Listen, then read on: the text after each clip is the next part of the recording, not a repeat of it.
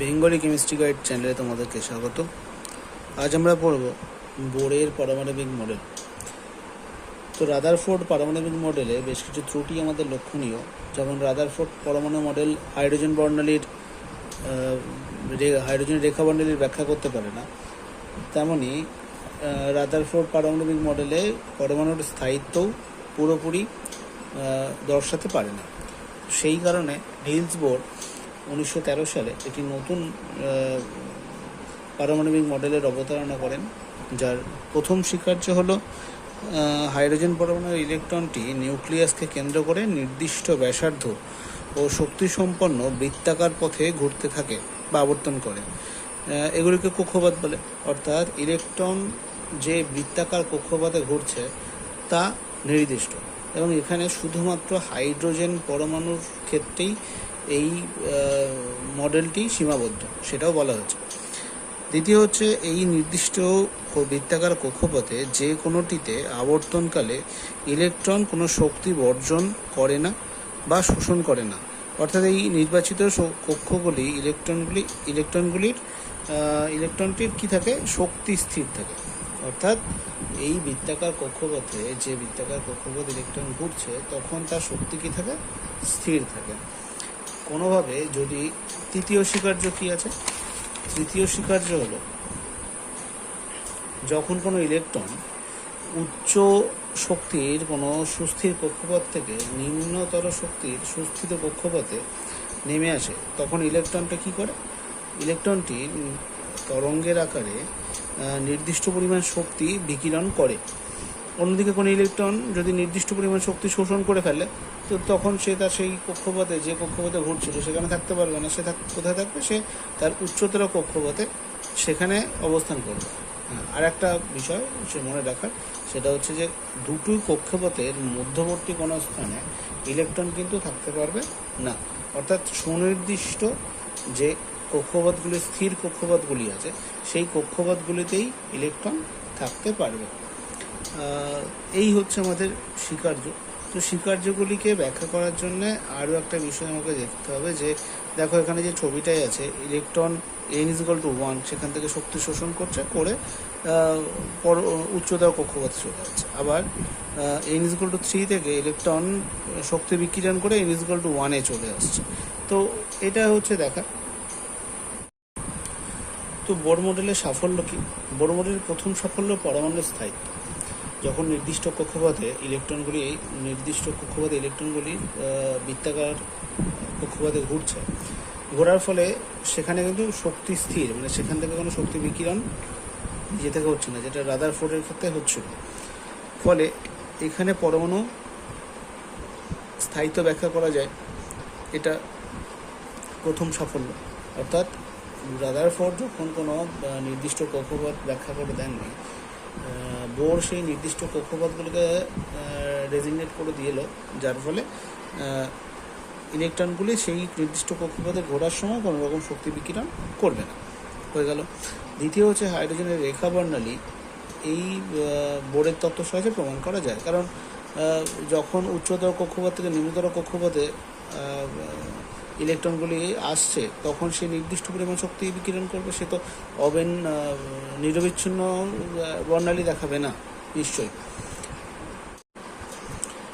এবার আসি হাইড্রোজেন পরমাণুর প্রথম কক্ষপথের ব্যাসার্ধ। তো বিভিন্ন গাণিতিক যে উদাহরণ আছে, সেই গাণিতিক উদাহরণ থেকে আমরা হাইড্রোজেনের প্রথম গাণিতিক কক্ষপথের ব্যাসার্ধ, যেটা হচ্ছে 0.529 অ্যামস্ট্রং, এইটা পাই। কক্ষপথের শক্তিমাত্রার রাশিমালা সেটা বোরের তত্ত্ব থেকে নির্ণয় করা যায়, যেটা আমরা আগামীতে দেখব। রিডবার্গ ধ্রুবকের মান আমরা পরীক্ষালব্ধ মানের সঙ্গে এটা সঙ্গতিপূর্ণ হয়। এত কিছু সাফল্যের পরেও বোর মডেলে কিছু ত্রুটিও ছিল।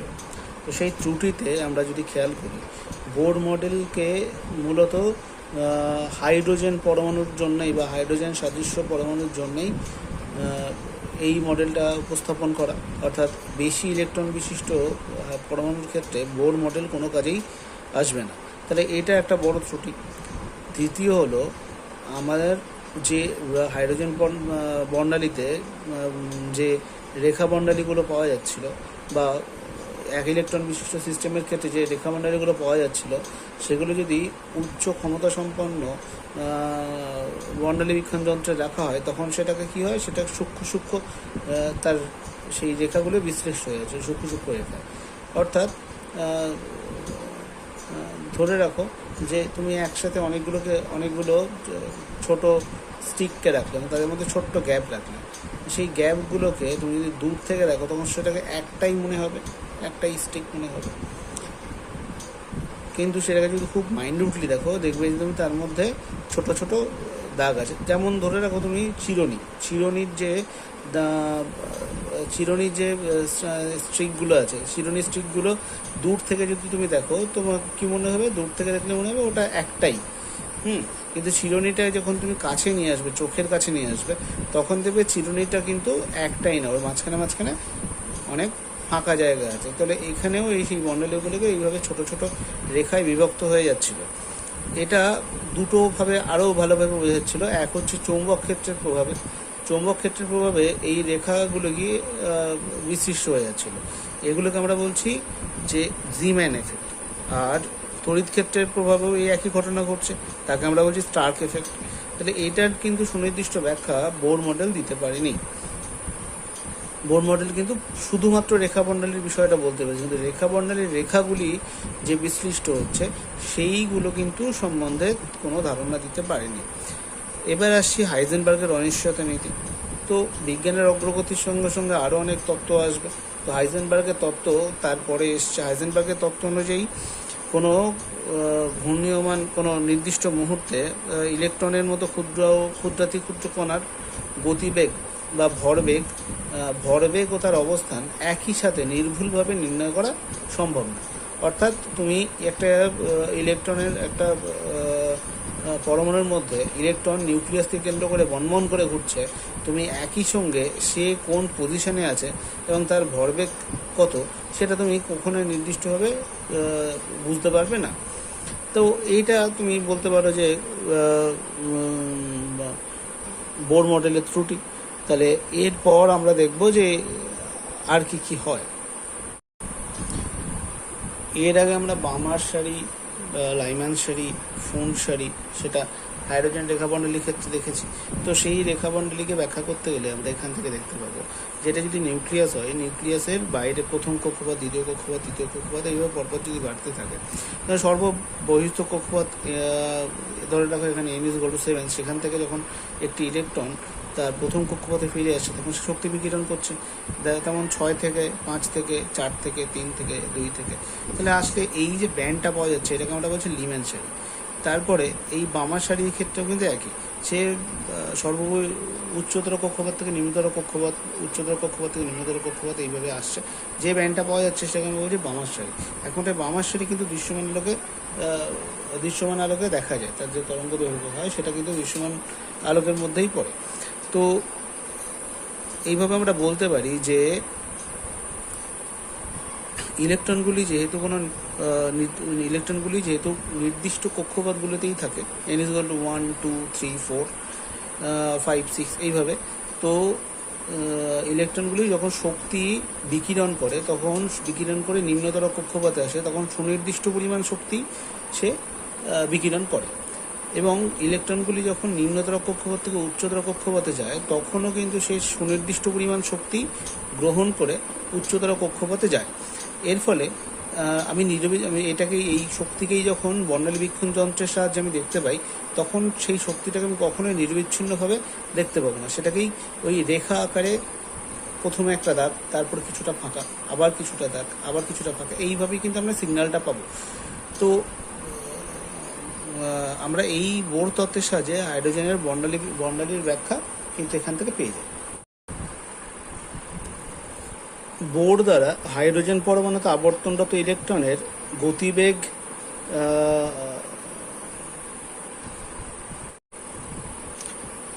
বোর তত্ত্ব আমরা তো পড়লাম। এবার বোর তত্ত্ব দ্বারা আমরা হাইড্রোজেন পরমাণুর যে কক্ষপথের ব্যাসার্ধ, ইলেকট্রন যে কক্ষপথে আবর্তন করে সেই কক্ষপথের ব্যাসার্ধ ও তার শক্তিমাত্রা রাশিমালা নির্ণয় করব।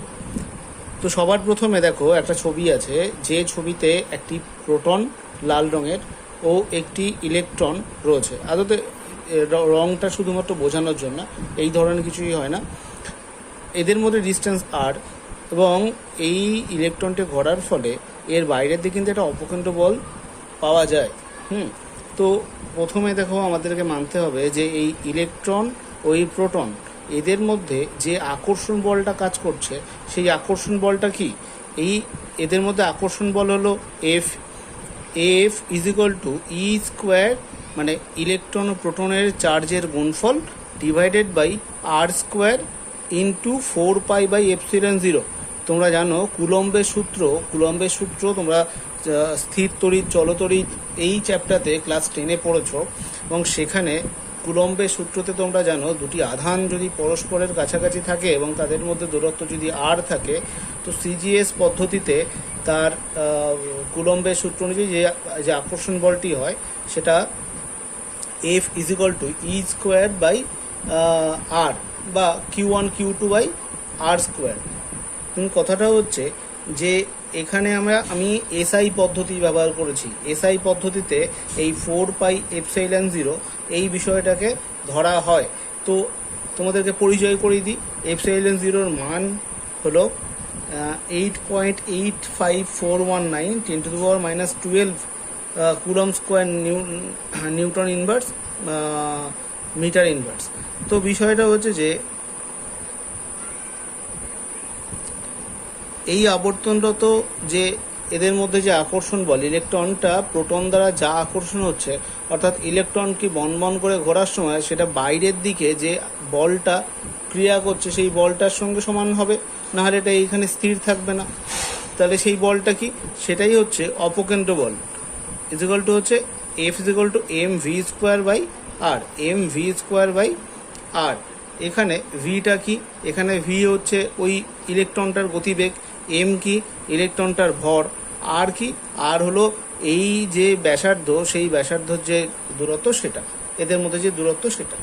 তো এইখানে এই দুটোকেই আমি যদি সমান সমান করে ফেলি, এই দুটো যেহেতু পারস্পরিক সমান, তো এই পারস্পরিক সমান, তাহলে সেইটাকে যদি আমি গাণিতিকভাবে লিখি, তাহলে mv²/r is equal two e²/4πε0r²।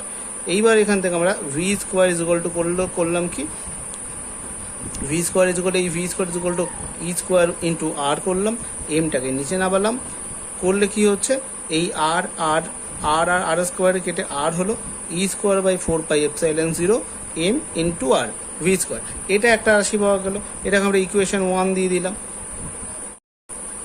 আবার দেখো যে বোরের তত্ত্ব অনুযায়ী স্থায়ী কক্ষপথে আবর্তনশীল ইলেকট্রনের কৌণিক ভরবেগের মান h/2π এর সরল গুণিতক হয়, h/2π এর সরল গুণিতক হয়, অর্থাৎ mvr যেটাকে আমরা কৌণিক ভরবেগ বলছি সেইটার সমান সমান nh/2π। এখানে n এর মান 1 2 3 4 এইভাবে চলতে থাকবে, মানে ধনাত্মক পূর্ণ সংখ্যা হবে।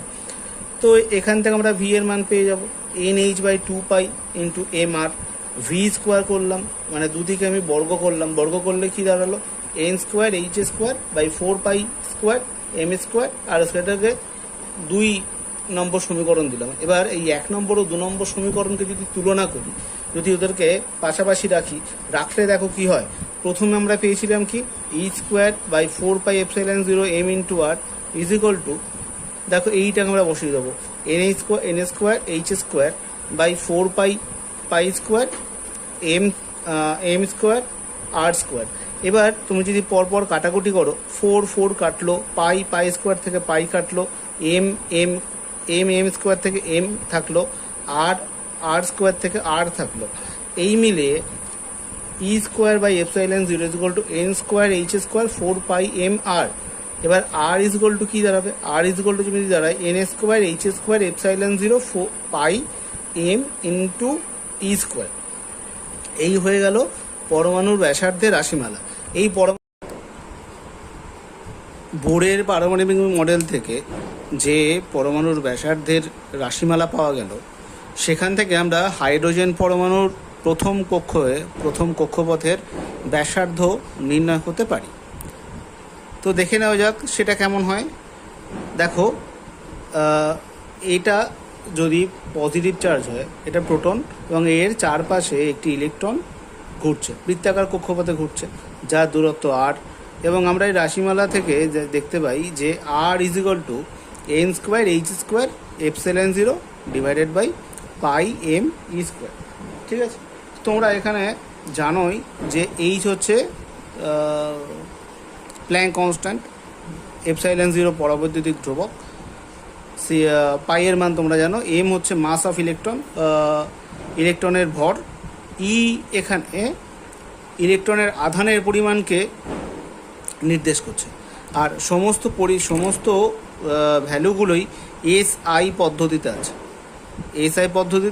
আছে, এটা মাথায় রাখতে হবে। তো এবার কি হলো, n এর ভ্যালু 1 বসানো হলো, h এর ভ্যালু 6.626 10⁻34 জুল সেকেন্ড এটা বসানো হলো, সেটাকে স্কোয়ার করা হলো। ε0 এর মান 8.85419 10⁻12 সেটা বসানো হলো।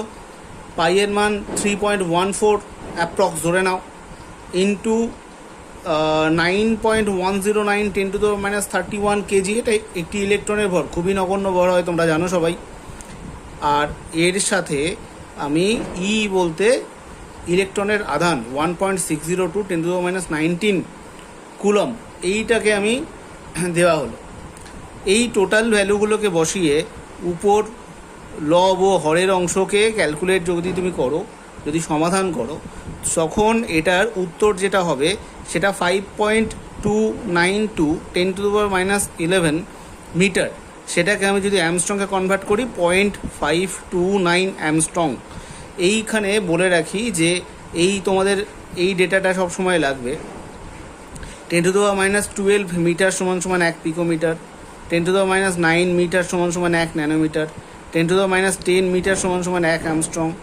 তো আমরা বলতে পারি R1, দ্যাট মিন্স প্রথম যে কক্ষপথ, সেই কক্ষপথের ব্যাসার্ধ হলো 0.0529 অ্যামস্ট্রং। তাহলে এখান থেকে আমরা প্রথম কক্ষপথের ব্যাসার্ধ পেয়ে গেলাম বোর্ড থেকে। এই প্রথম কিন্তু আমরা একটা গাণিতিক উদাহরণ থেকে, গাণিতিক রূপ থেকে একটা পরমাণুর ব্যাসার্ধ, এইগুলো থিওরিটিক্যাল ভ্যালু আমরা পেয়ে গেলাম। এরপর আমরা আসছি n-তম কক্ষে আবর্তনরত ইলেকট্রনের মোট শক্তি নির্ণয়। তাহলে তোমরা জানো যে ইলেকট্রন যখন ঘূর্ণায়মান আছে, তখন সেখানে স্থিতিশক্তি ও গতিশক্তি, এই দু ধরনের শক্তি হতে পারে। তো En = half of mv²। m যদি তোমার ইলেকট্রনটির ভর হয়, আর v যদি বেগে ঘোরে, তাহলে গতিশক্তি তোমরা জানো যে হাফ ইন্টু mv², এটা গতিশক্তি। আর স্থিতিশক্তি কী হবে? স্থিতিশক্তি হবে -e²/4πε0r। ঠিক আছে, খেয়াল করবে এখানে কিন্তু আর রয়েছে, r² নেই, কুলম্বের সাথে একসাথে মিশিয়ে ফেলবে না। তো এখানে আমরা যখন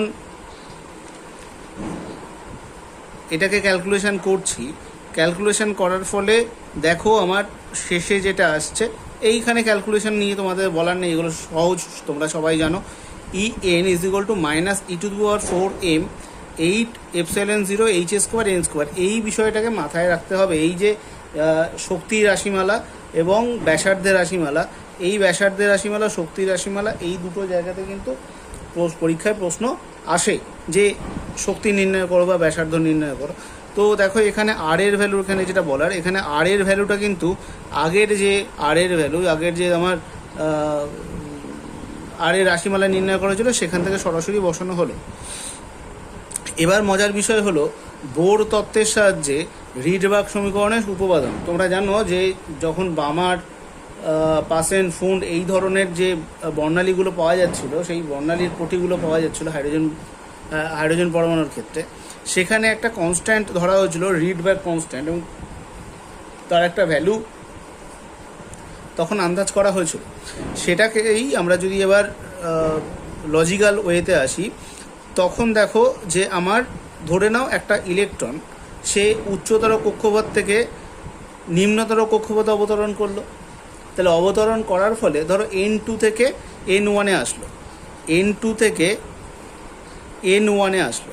তাহলে এখানে যদি আসে, তাহলে সে কিছু পরিমাণ শক্তি বিকিরণ করবে। কত পরিমাণ শক্তি বিকিরণ করবে? না, En2 - En1, that means delta ই। এবার তোমরা প্ল্যাঙ্কের ধ্রুবকের যে প্ল্যাঙ্কের যে কোয়ান্টাম তত্ত্ব রয়েছে, তো সেখান থেকে তুমি কি জানো, H new is equal to E is equal two H new, delta is equal two H new হয়ে গেল। এখন কথাটা হচ্ছে এই EN2 আর EN1 এটাকে যদি আমরা এই শক্তির রাশিমালা দিয়ে প্রতিস্থাপন করি, তখন আমরা একটা ভ্যালু পাবো। দেখো এই EH নিউ আর EH নিউ সমান সমান e⁴m8 ε0 h² n2 স্কোয়ার, আর এখানে দেখো minus of minus e⁴m8 ε0 n square n1 square. তার মানে আমি n2 আর n1 এই দুটোর ক্ষেত্রে, এই দুটোর জন্যে আমরা কি পেলাম, রাশিমালাগুলো পরপর বসালাম। শুধু দেখো দু ক্ষেত্রে একই জিনিস, শুধু এখানে n1, এখানে n2, এখানে n1। এবার আমি যদি এই e⁴m8 ε0 h² এই টোটাল পার্টটাকে আমি যদি কমন নিই, দেখো কমন নিলাম, কমন নিলে কি হলো, এই দেখো এখানে মাইনাসে মাইনাসে প্লাস হয়ে গেল, তাহলে 1/n1 square minus 1/n2 square, এই হয়ে গেল। তাহলে EH নিউ, তাহলে এই টোটাল কনস্ট্যান্ট পার্ট কিন্তু এসে গেল। দেখো আমার রিড বার কনস্ট্যান্টের ক্ষেত্রে তখন একটা কিন্তু যে বিষয়টা ধরা হয়েছিল সেটা কিন্তু নিউ বার। নিউ বার মানে কি, নিউ বার মানে 1/λ। তাহলে 1/λ যদি আমাকে আনতে হয়, তাহলে এইচ নিউ মানে hc/λ, তাহলে 1/λ করতে হলে এইচ আর সিটাকে এখানে ডান দিকে নিয়ে আসতে হবে, হলো। তাহলে new bar is equal two e⁴m8 ε0 h³ c 1/n1 square 1/n2 square, এই টোটাল পার্টটা কিন্তু কনস্ট্যান্ট। এইটা দেখো রিড বার সমীকরণের সঙ্গে যদি তুলনা করা হয়, এই যে new bar is equal two r into 1/n1 square 1/n2 square, দেখো এই আর এর সঙ্গে এইটাকে তুলনা করা যেতে পারে। তাহলে বলা যায় আর এর এই টোটাল ভ্যালুটাকে যদি আমি এই প্রত্যেকের ভ্যালু যদি বসিয়ে দিই, মানে ইলেকট্রনের আধানের পরিমাণ, m মানে ইলেকট্রনের ভরের পরিমাণ, ε0 মানে তার পরাবৈদ্যুতিক ধ্রুবকের পরিমাণ, h মানে তোমার প্ল্যাঙ্ক কনস্ট্যান্ট ধ্রুবক, c হচ্ছে তার গতিবেগ, আলোর গতিবেগ, এই সমস্ত ভ্যালু যদি আমি পরপর বসিয়ে দিই, দিলে দেখো 1.09737 10⁷ মিটার ইনভার্স। এটাকে যদি সেন্টিমিটারে করি 109737 সেন্টিমিটার ইনভার্স। এখানে একটা মজার বিষয় হলো যে এই রিডবার্গ কনস্ট্যান্টটা কিন্তু তখন ধরা হয়েছিল পরীক্ষালব্ধ যে মান, সেটা হচ্ছে 109677 সেন্টিমিটার ইনভার্স। তাহলে এই মানের সঙ্গে কিন্তু বোরের যে তত্ত্বের মান পাওয়া গেল, থিওরিটিক্যাল ভ্যালু, সেটা কিন্তু পাওয়া গেল, সেটা কিন্তু মিলে গেল। তাহলে এটা তুমি বোরের তত্ত্বের কিন্তু তুমি সাফল্য বলতে পারো, রিডবার্গ কনস্ট্যান্টের মান নির্ণয়, এটাও কিন্তু তুমি বোরের তত্ত্বের একটা সাফল্য বলতে পারো। দেখো EN রাশিমালার ঋণাত্মক যে চিহ্ন সবসময় দেখবে, যে আমি এনার্জিটা দেওয়া হচ্ছে সেখানে এনার্জি যে রাশিমালা, সেখানে একটা নেগেটিভ চিহ্ন ধরা হচ্ছে। নেগেটিভ চিহ্ন কেন ধরা হচ্ছে, কারণ দেখো EN রাশিমালায় ইনফিনিটি থেকে, মানে ইনফিনিটি মানে অসীম দূরত্ব থেকে ইলেকট্রনটাকে কোথায় নিয়ে আসা হচ্ছে, যখন আমরা সংজ্ঞায় নিয়ে আসছি, রাশিমালার সংজ্ঞায় যে তার শক্তি কেমন হবে, তো আমি অসীম দূরত্ব থেকে একটা ইলেকট্রনকে তার নিউক্লিয়াসের কাছে নিয়ে আসছি। তাহলে অসীম দূরত্বে যদি রাখি, সেখান থেকে যখন নিউক্লিয়াসের কাছে নিয়ে আসছি, তার মানে কি ইলেকট্রনটি আস্তে আস্তে শক্তি বিকিরণ করবে নাকি শক্তি শোষণ করবে, শক্তি বিকিরণ করতে থাকবে। তাহলে এই শক্তি বিকিরণ করার জন্যই কিন্তু ইলেকট্রনের আগে নেগেটিভ চিহ্ন হয়, এবং সেটা কিভাবে গুছিয়ে লিখতে হবে সে এখানে কিন্তু লেখা আছে, তোমরা চাইলে স্ক্রিনশট নিয়ে রাখতে পারো।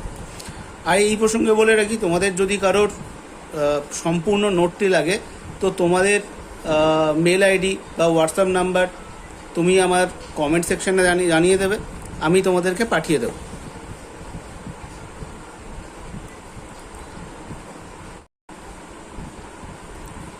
এখন এই পর্যন্তই। এরপর ডি ব্রগলি এবং কোয়ান্টাম তত্ত্ব পরের